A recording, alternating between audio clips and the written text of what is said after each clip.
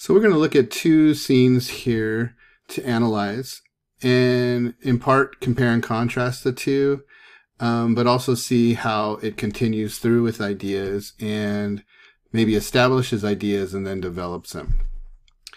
And so the first thing we can think about here is how Lars is sitting as far away from Dr. Berman as possible.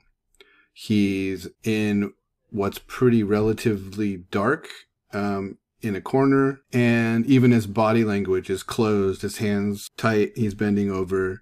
Definitely kind of an agitated, uncomfortable look.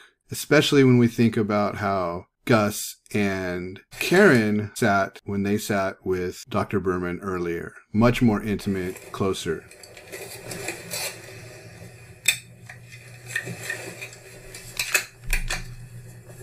Do you know how many sessions she's going to have? No, I don't. It's a tricky illness, Lars. But you know what I could use is a more complete history on her, like parents. Why'd they die when she was a baby? So Dr. Berman seems like she's almost studied the Celeste Headley, 10 ways to have a better conversation. Her ability to communicate without being threatening and elicit, important information is, like she's a clear professional at what she does. She's extremely good.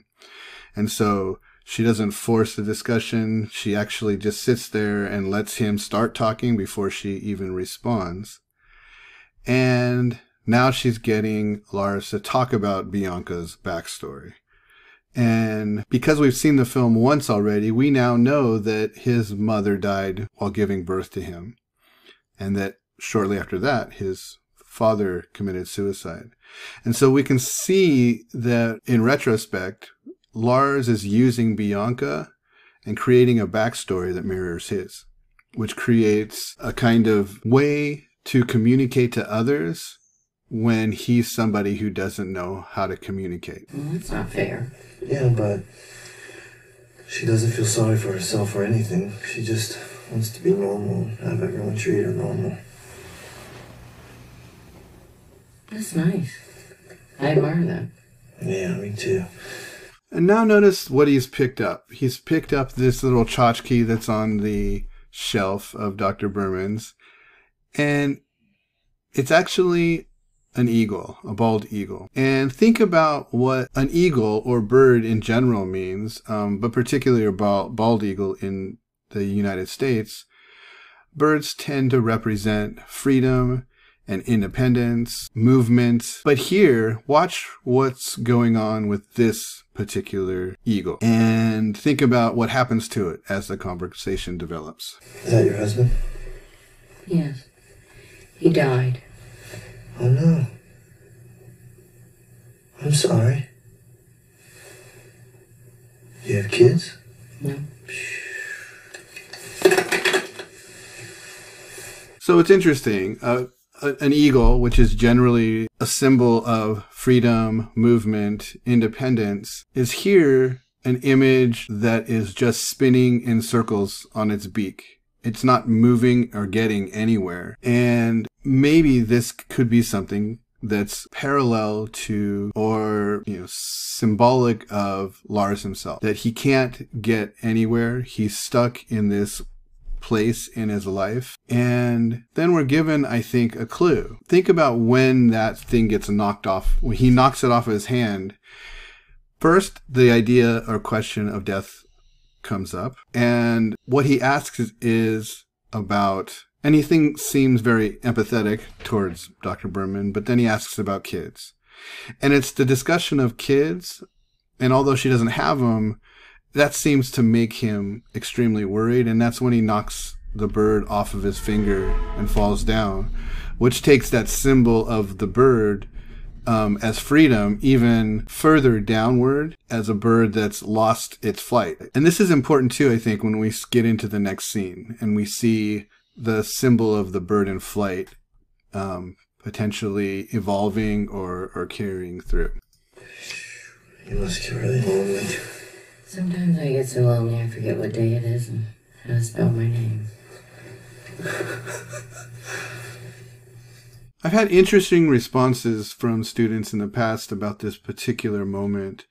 Students who have read this as he's laughing at her in a kind of derisive kind of way. I don't think Lars is malicious, and I don't think he's laughing at her.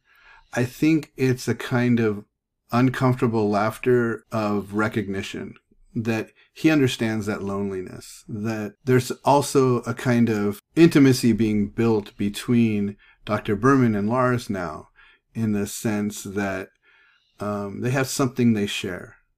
Right? She's also made herself vulnerable by talking about her pain and her loss, which is going to, allow Lars possibly to feel safe in his place, and what he, she ultimately hopes that he'll talk about. How about you? You're funny. And this is the only time she tries to actually ask him a question. And she says, "How about you?" And it's not clear what she means there, right? It's a very open-ended question, much like Celeste Headley suggests that we ask people when we're having a conversation. Is she saying, "How about you?" in terms of feeling lonely because of the losses that he's had? Is she referring to Bianca and that she's, sick and he can't be with her? There's just a variety of possible ways to take it. But he laughs at this too and shakes his finger, which is almost to say, we're not going to talk about that, right? And he pretty much shuts down. And then the scene shifts, but we're going to jump to the next therapy session. Karen. Remember this scene here that we were just looking at and what he's wearing.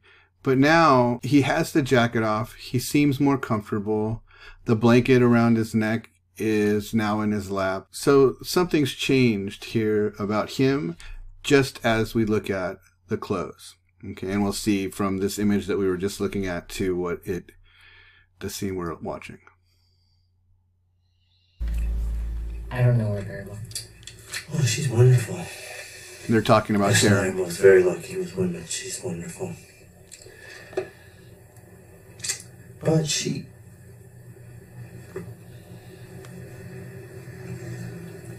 We have to talk. And I like how Dr. Berman here is very careful. She's not trying to push him. He's obviously starting to open up. He even is sitting in a more comfortable way, it seems. And by not having him feel like he has to talk, she's in a sense letting him feel comfortable enough to know that he can talk as well. I just something to read. No, it's just... between us. Of course. Now, this isn't the birds in flight idea that I was talking about. Earlier, we see that eagle that's just spinning, and that eagle is next to the picture of her husband and brings up the whole conversation of loss. But now we have the birds that are clearly in flight. And in some ways, I think that it is Dr. Berman that is the one who helps Lars open up, who gives him a sense of freedom to be who he is and needs to be, and is ultimately going to be one of the major people who is able to help him be set free.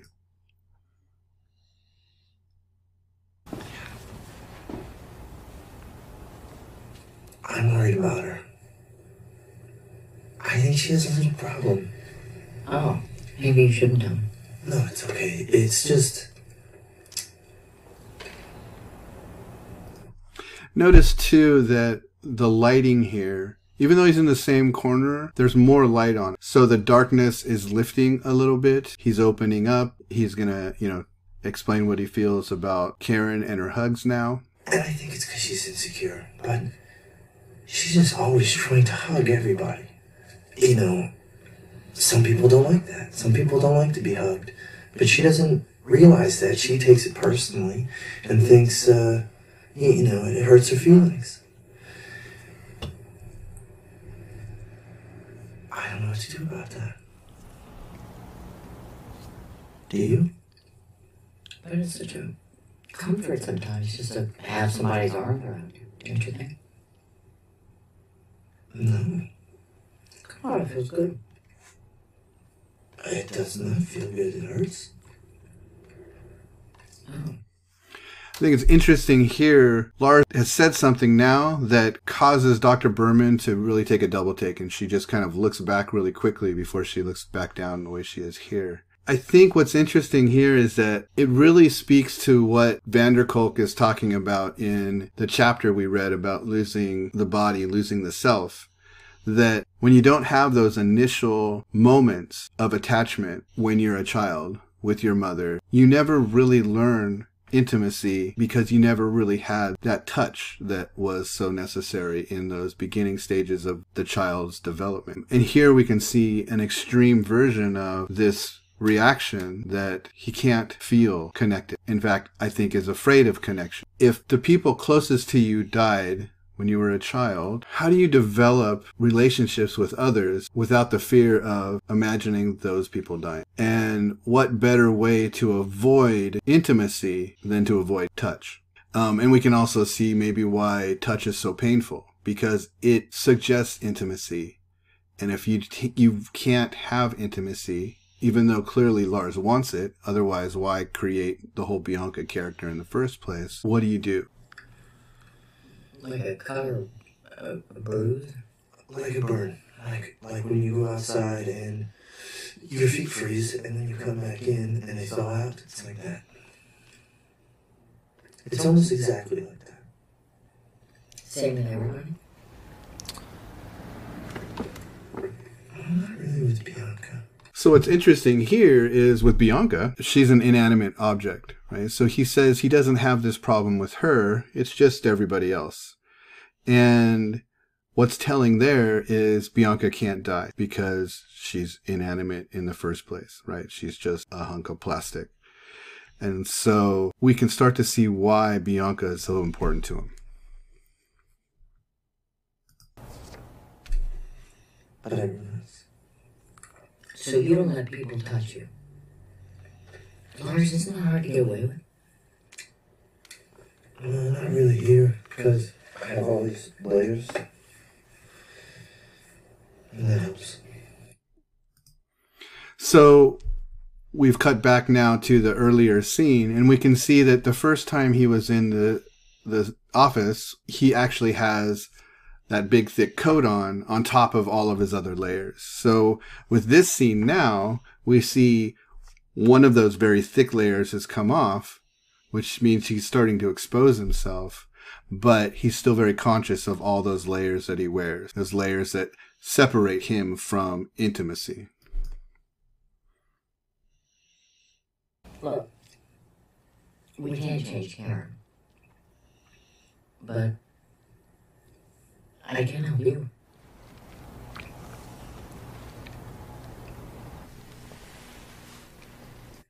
And this brings us to the scene where we see the various levels of touch and how he can handle them. So hopefully this kind of helps us see some of the themes that are being developed, some of the ways that lighting can be used, that costume can be used, that props can be used.